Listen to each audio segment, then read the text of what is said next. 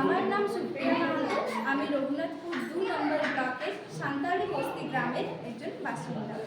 আজকে আন্তর্জাতিক নারী দিবস উপলক্ষে আমি আপনাদেরকে একটি উক্তি শোনাচ্ছি। নারী শব্দটি শুধুমাত্র একজন মা, বোন, স্ত্রী বা কন্যার পরিচয় নয়, এটি এক মহাশক্তির নাম।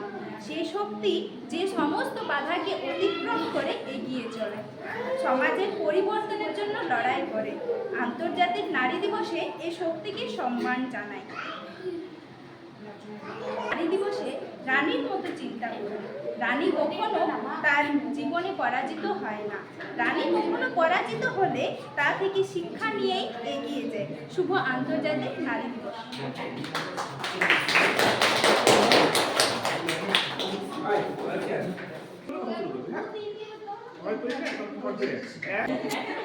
ওরকম করলে হয় না, ওরকম কেন করছিস? জিভ কাটে দিচ্ছে।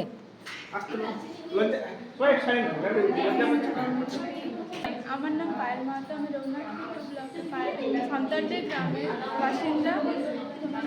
আজকে আর কিছু বছর পর আমাদের 1947 নারী দিবসে পূর্ণ